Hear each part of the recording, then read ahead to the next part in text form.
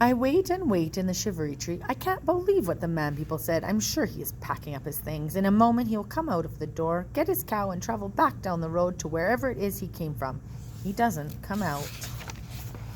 All the birds are awake now, singing their good morning songs, and I haven't even been to sleep yet. I go back to my nest in the old oak.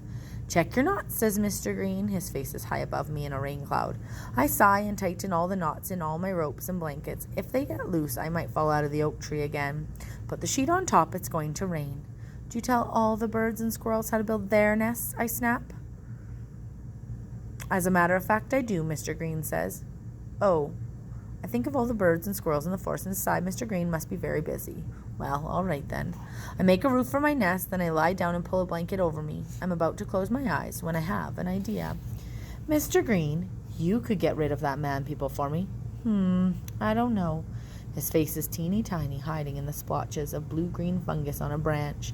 He hasn't done anything wrong. Wrong? He's a people living in a fairy forest. It's not allowed. Those aren't my rules. I turned my back to him. Well, I don't need you anyway. I just have to change that man people's well water into skunk spit and frog pee. It's just, I don't know how I'll do it. Nix, says Mr. Green, and the whole tree quivers with his voice. I pull the blanket over my head. You're not going to hurt any of my frogs or my skunks, are you?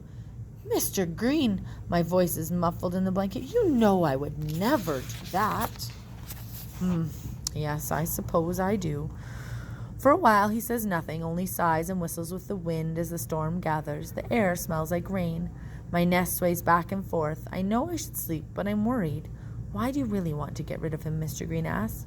You know, I say, for the queen. She'll be angry to find a people in the forest. And what will she do if she's angry?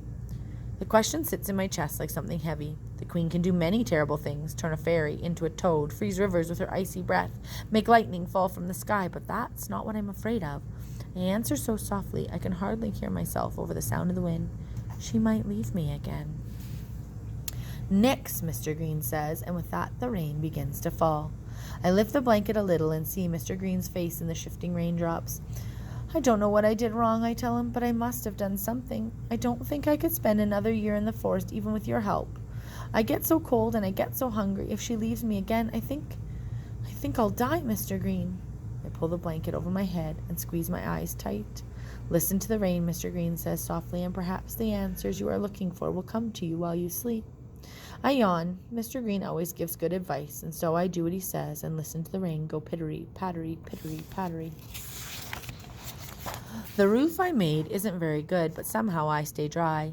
Maybe Mr. Green catches all the raindrops with his leafy fingers. Pittery, pattery, pittery, pattery, pittery, pattery. Mr. Green is right. The answer does come to me in the sound of the rain. When I wake up, I've thought of a new trick.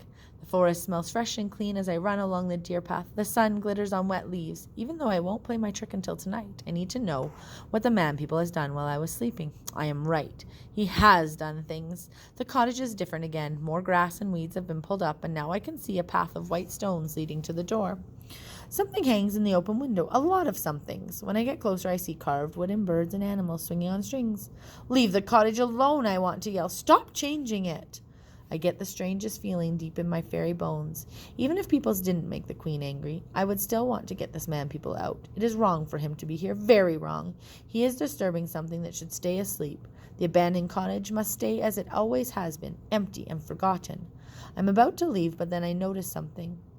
The line of salt has washed away, but now nails and thimbles and other bits of iron are hiding in the wet grass. I almost missed them. This is terrible. This is terrible magic against fairies. Any one of those iron things could burn a hole right through my foot if I stepped on it. I noticed something else. Hanging on the door and over the windows are chains of daisies. Fairies love most flowers, but daisies are evil.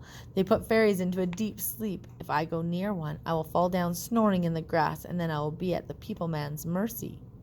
I will be at the man people's mercy. How will I get near enough to play my trick, I wonder? I turn and run into the forest. Rose the Wise will know the answer.